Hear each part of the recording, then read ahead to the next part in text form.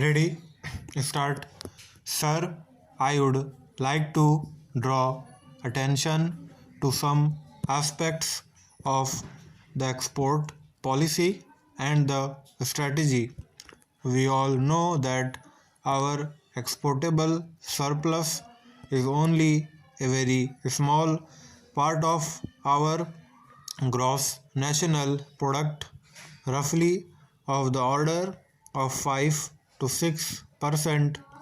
We know, however, that international trade, foreign trade, is a function of international interdependence.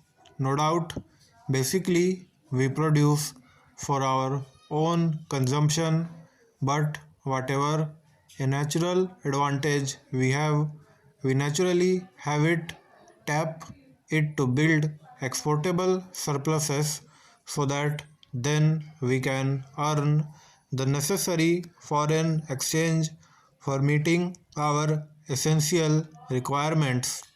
The essential policy that we have followed is correct. I see nothing wrong to fight against the policy of export promotion and import substitution must remain our policy, but it seems in actual implementation we have failed on both fronts. Our share of the world trade has come down from roughly 1% to about 2 decades ago to less than half a percent in 1984. We remain primarily an exporter of primary products despite all the noise we make about non-traditional items. Tea, jute, iron ore, rice, spices, cashew nuts are our mainstay, and we have probably the only exception among the major items, textiles, leather, if you can call it an industrial product.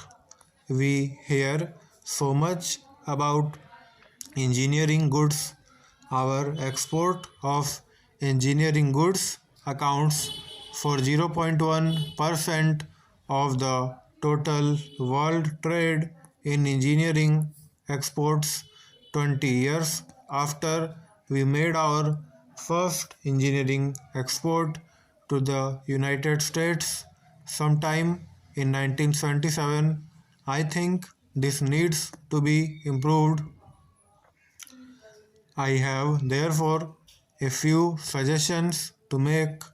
I feel that our markets must be diversified and so should be our sources of supply. We should think of markets nearer home in our close vicinity, in Africa, West Asia, in Southeast Asia, and one way of doing it will be to build mutually beneficial relationships, ties of interdependence. Secondly, there are a number of items in which greater efforts has to be put in order to organize the producers and exporters. I do not want to say combines in associations, and I think a little bit of beginning was made in the case of jute.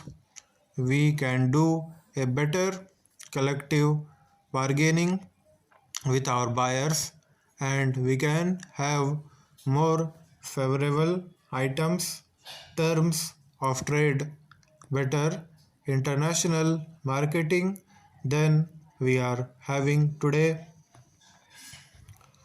Thirdly, we have to add naturally to our value adding capacity from iron ore.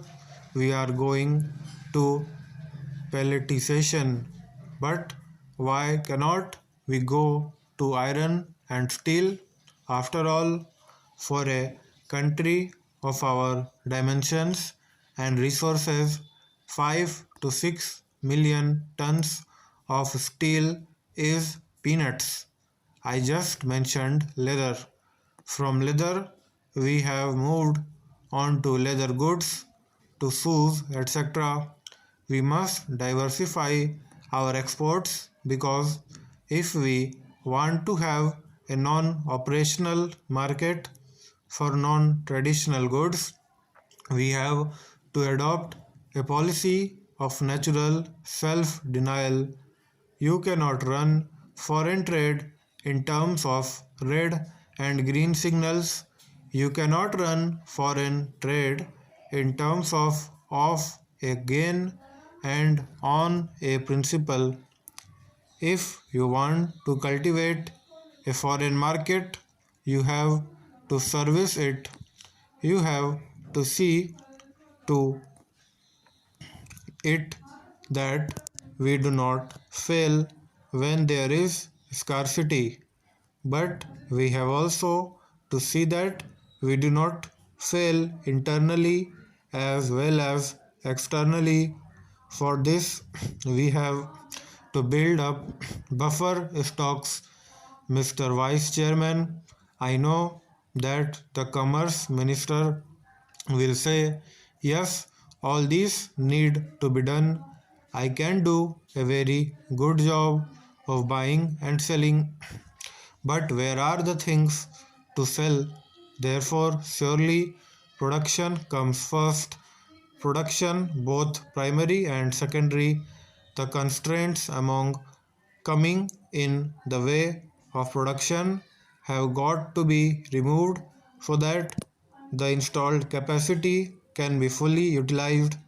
And as my distinguished colleague has said, productivity has to be improved. For that, what is required is to whip up your infrastructure. There are transport bottlenecks in both rail and road.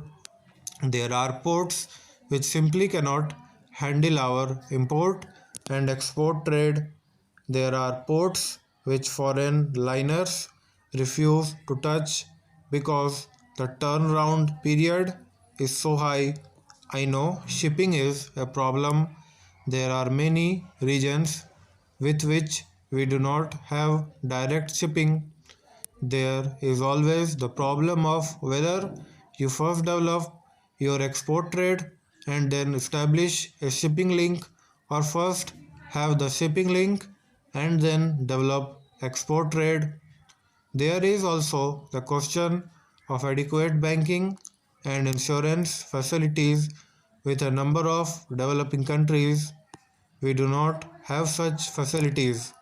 Such facilities have been by and large monopolized by the developed countries. Finally, at home, we ought to have better market intelligence and better communication facilities and perhaps more efficient methods of customs inspection. There, these are some of the other bottlenecks. I would like the Commerce Minister to fight against these bottlenecks and all other constraints and fight against some of his colleagues here to have them removed. Stop.